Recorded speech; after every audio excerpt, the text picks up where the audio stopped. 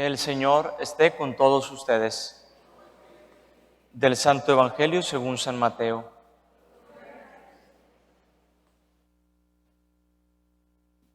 En aquel tiempo, Jesús dijo a sus discípulos esta parábola. El reino de los cielos es semejante a un propietario que, al amanecer, salió a contratar trabajadores para su viña. Después de quedar con ellos en pagarles un denario por día, los mandó a su viña.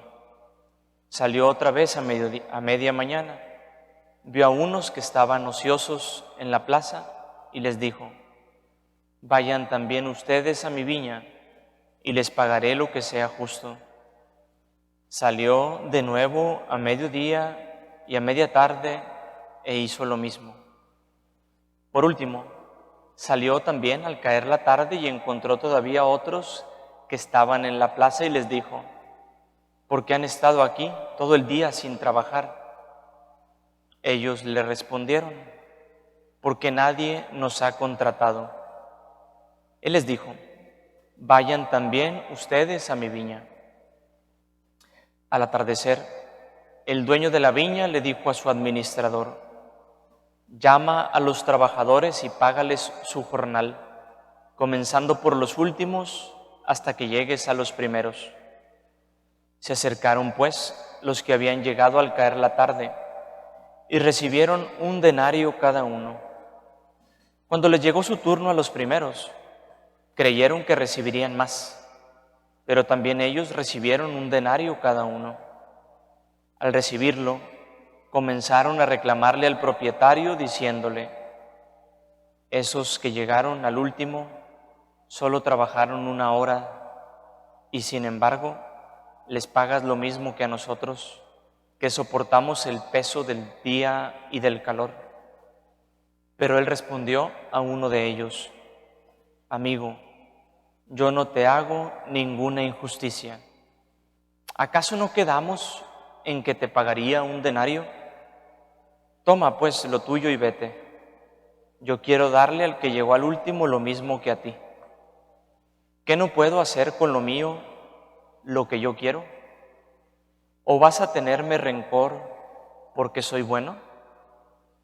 De igual manera, los últimos serán los primeros y los primeros los últimos.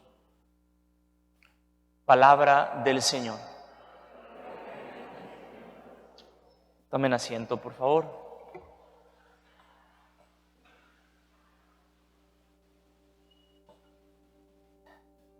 La imagen del pastor y de las ovejas es una imagen muy importante en el pueblo de Israel.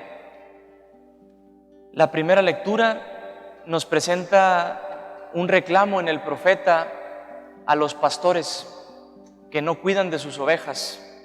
Y el Salmo nos muestra el ejemplo del buen pastor, que es nuestro buen Dios. Es cierto, esta primera lectura, hermanos, del profeta Ezequiel que tú y yo hemos escuchado, es un reclamo directo, dirigido muy especialmente a aquellos que estaban al frente del pueblo de Israel, a las autoridades, aquellos que se habían constituido para dirigir a su pueblo, para llevarlo al encuentro del Señor, y ellos no estaban cumpliendo con su tarea. Habían sido puestos allí para alimentar y mataban de hambre a las ovejas. Habían sido puestos enfrente del pueblo para pastorear y los habían olvidado por completo. Habían sido encargados de llevarlos sin peligro y los abandonaron. Ellos se habían olvidado de su función. Ellos se habían olvidado de la tarea que tenían para conducir al pueblo. Ese reclamo del profeta suena especialmente en aquellos que hemos sido hechos pastores, suena especialmente para nosotros que hemos sido llamados por nuestro buen Dios a pastorear. Ese reclamo sigue resonando, porque tenemos una responsabilidad particular de conducir, de guiar, de alimentar a los otros. Sin embargo, hermanos, el pastorear a los otros es una tarea que nosotros podemos extender. Pastorear no le corresponde solo al sacerdote, no le corresponde solo al catequista, al que está frente de un grupo. Le corresponde a todo cristiano, a todo aquel que tiene frente a sí una responsabilidad con los otros. Le corresponde a la madre, le corresponde al padre de familia, le corresponde de alguna manera también al hermano en la relación con los suyos de familia. Le corresponde a uno en medio de los amigos pastorear para llevarlos a un buen camino. Miren, la tragedia, hermanos, en la falta de pastoreo es grande. No es poca cosa lo que ha sucedido con el pueblo. El pueblo muere de hambre, le reclama el Señor. El pueblo no tiene a dónde ir, se los están pillando, están matando a sus ovejas. Eso pasa hoy. ¿Cuántos niños y niñas no se pierden por falta de un pastor en casa, por falta de un testimonio sólido de la madre y del padre, por falta de conducción, de mostrarles la riqueza, hermanos, la belleza de la vida cristiana? ¿Cuántos no han crecido ya sin pastores en este tiempo? Muchísimos.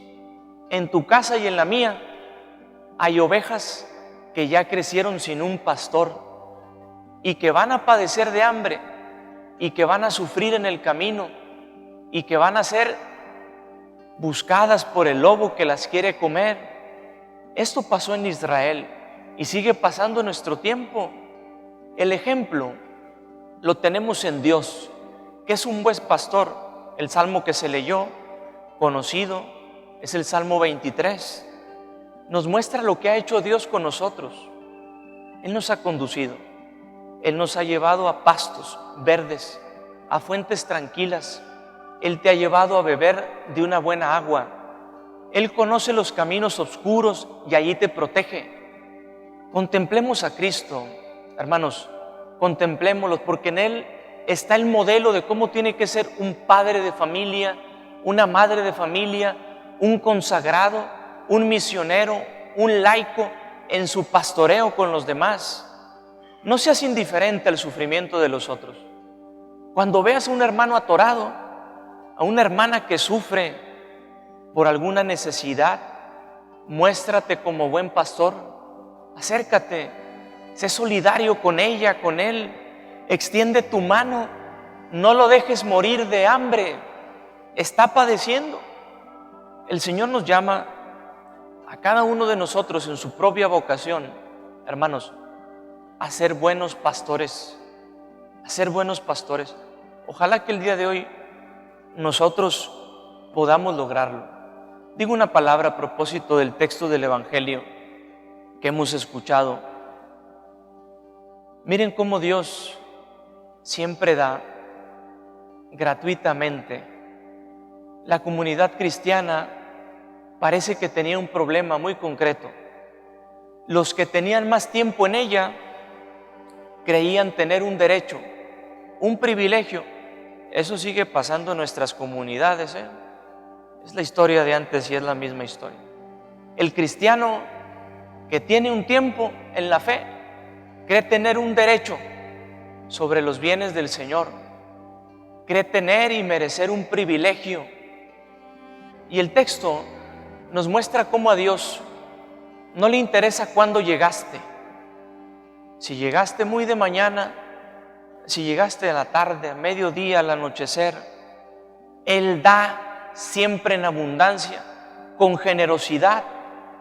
Pero a nosotros nos cuesta entender esto, porque nosotros pensamos bajo otra lógica, la lógica de la retribución, y porque damos, creemos merecer, porque nos esforzamos, creemos merecer a manos llenas. El Señor da a todos por igual, al que llegó de mañana como al que llegó de tarde. Esto nos muestra cómo es el corazón de Dios, siempre bondadoso. Ojo, hermanos, que este es un ejemplo de cómo tienen que ser nuestras relaciones. Si Dios es así contigo, tú tienes que ser así con los hermanos. Generoso, siempre bondadoso, no justiciero, no un hombre y una mujer que van cobrando a látigo lo que creen merecer. Ese no es el rostro de Cristo, y ese no tiene que ser el rostro del cristiano, ni el tuyo ni el mío. Antes viene el rostro de bondad, el rostro de amabilidad, de compasión, de comprensión en medio del hermano que necesita. Ojalá que Dios nos conceda ser una iglesia de estas. Solo así seremos una iglesia atrayente, una iglesia transformadora del mundo.